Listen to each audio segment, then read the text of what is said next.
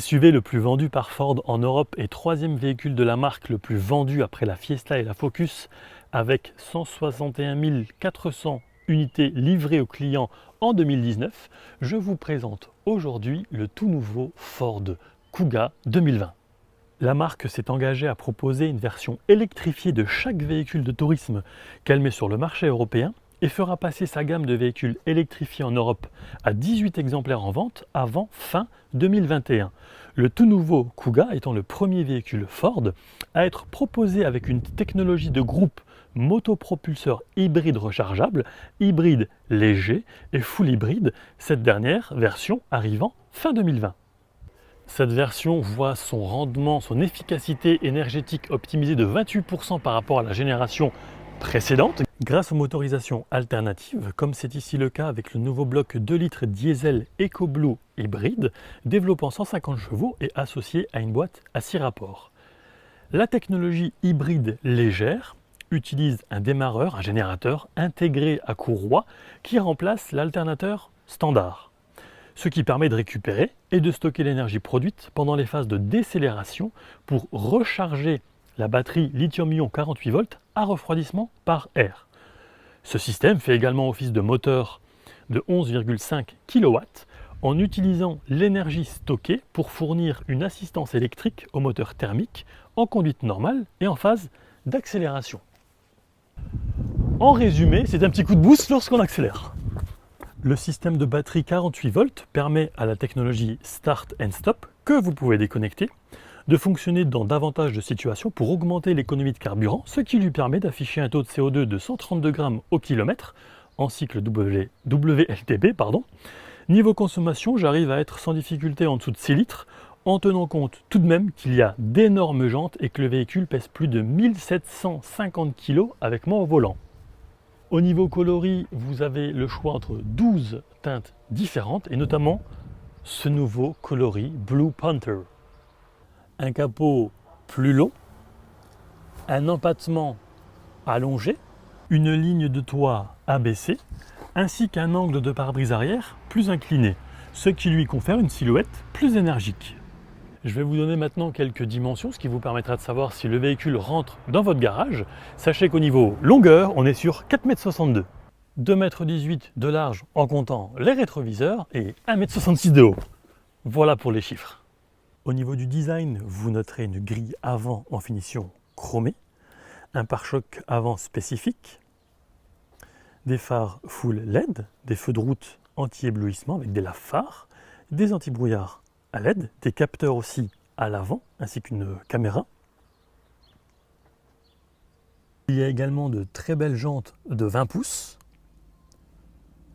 un insigne vignalé qui reprend donc la finition du véhicule, et également des rétroviseurs chauffants et rabattables électriquement avec clignotant intégré.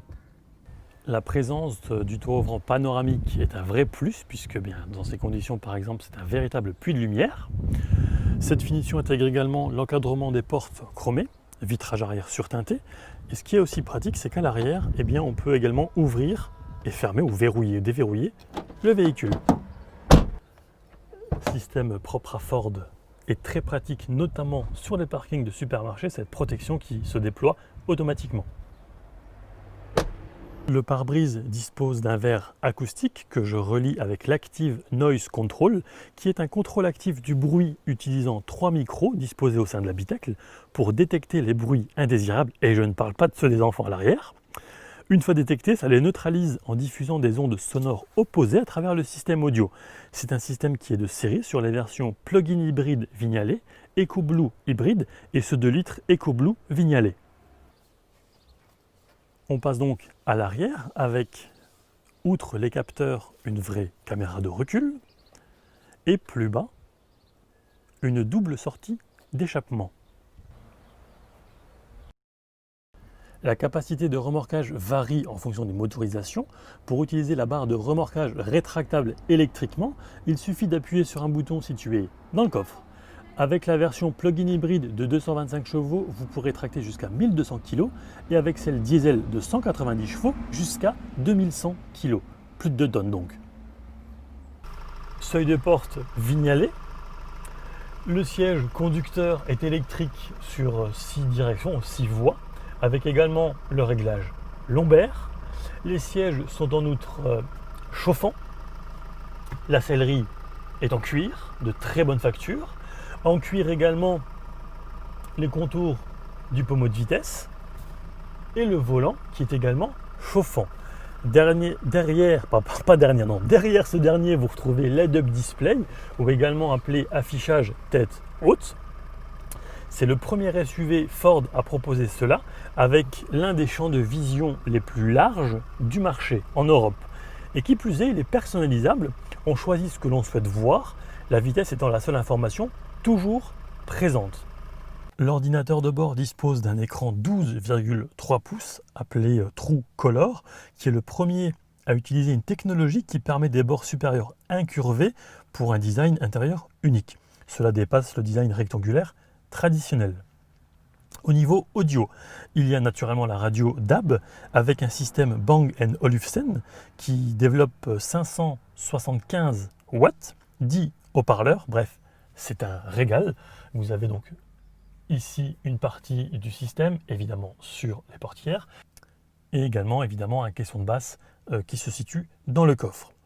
Le système ici est Sync 3, que vous voyez affiché sur un écran tactile de 8 pouces. Il y a naturellement le Bluetooth, il y a également la connectivité Apple CarPlay et Android Auto.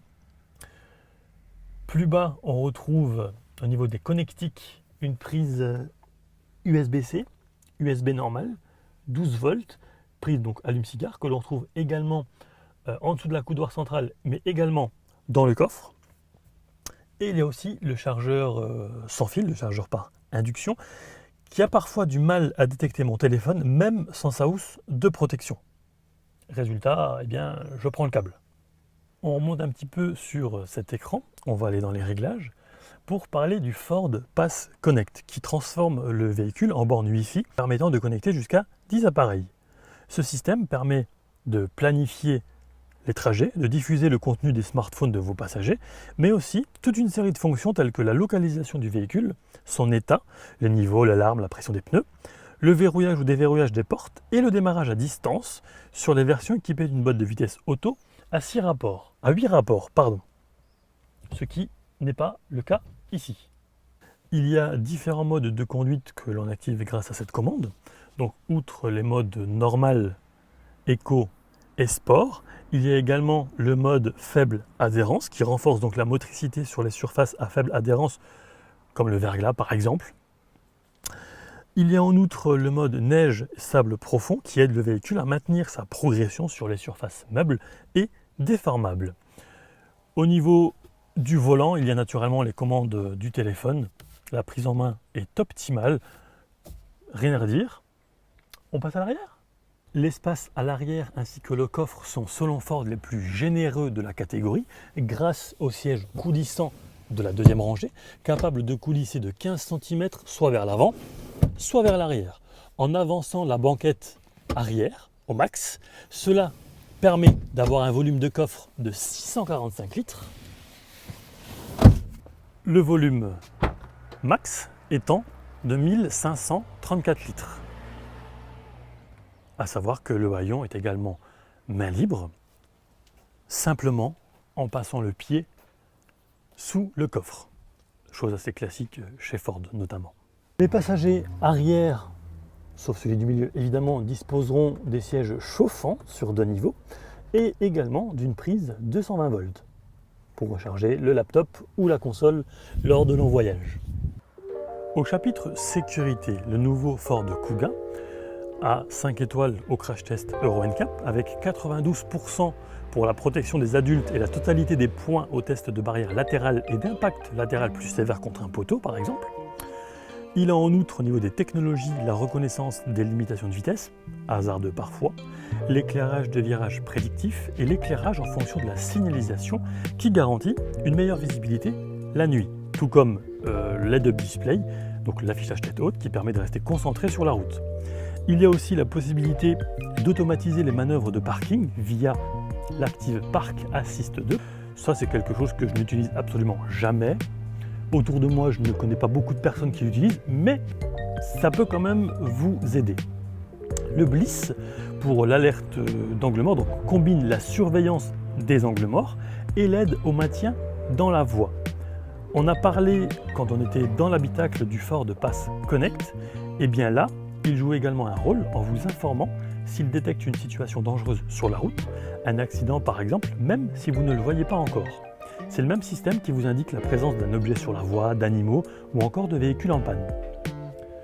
Le système de freinage automatique d'urgence dispose désormais de la fonction intersection qui fonctionnera par exemple lorsque vous abordez un virage en coupant la trajectoire des véhicules venant en sens inverse. Il y a bien entendu la détection des piétons et des cyclistes. Le maintien au centre de la voie fonctionne lorsque le régulateur de vitesse adaptatif avec Stop and Go est actif, ce qui est très pratique dans le trafic par exemple. Il y a également le RCTA pour Rear Cross Traffic Alert, qui est donc une alerte de trafic transversal arrière, qui fonctionne via la caméra arrière, qui propose une vue à 180 degrés. Il y a aussi, et enfin, l'aide à la direction lors de manœuvres d'évitement, qui permet de contourner un véhicule en cas de collision imminente, et enfin, l'alerte de sens interdit, déjà vue sur le Ford Puma, que je vous invite d'ailleurs à aller visionner. Côté tarif, enfin, on démarre à 27 364 € pour la version 1,5 litre EcoBoost 120 chevaux en finition Trend, à 45 784 pour la version Vignale en 2,5 litres PHEV, donc plug-in hybride, 225 chevaux. Et il y a une particularité sur notre modèle d'essai. Il est introuvable au Benelux. Comment est-ce possible ? Chaque pays ayant ses propres finitions, il est possible de retrouver quelques équipements qui n'existent pas dans le pays voisin, par exemple. Après recherche, sachez que le modèle Mild hybride ou hybride léger en finition Vignale que j'ai essayé ici s'affiche à environ 46 050 €. Si cette version est une hybride légère, sachez que j'ai aussi essayé la version plug-in hybride, donc celle qu'on branche chez soi ou sur une borne. Et je vous invite à découvrir cette vidéo sur test-cars.com, sur Riv54 et même sur YouTube.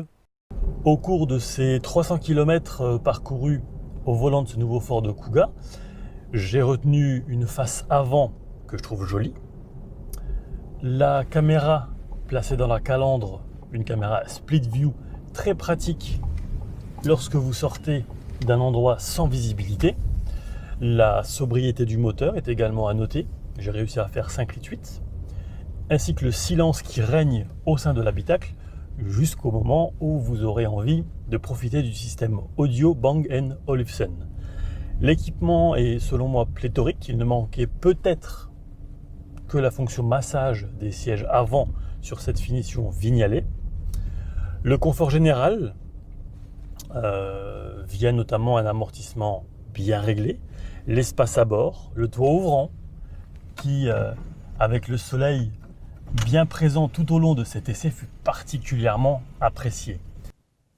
Alors, à contrario, dans les descentes, il se peut que lorsque vous paramétrez par exemple le régulateur de vitesse à 90, cette vitesse soit dépassée. Donc il faut être attentif, notamment lorsqu'il y a des radars. Il y a également parfois une lecture hasardeuse des panneaux de limitation de vitesse. Et enfin, le chargeur par induction qui, dans les faits, fonctionne, mais a du mal à détecter mon smartphone. Voilà ce que je pensais de ce nouveau Ford Kuga 2020. Pour l'essai de ce nouveau Ford Kuga, je tiens à remercier Yo et Julien de Ford Belux, Karine du Ford Store Collet pour son accueil toujours au top, sans oublier Romain de Riv54 pour le tournage. Quant à nous, on se retrouve très vite pour de prochaines aventures. Ciao!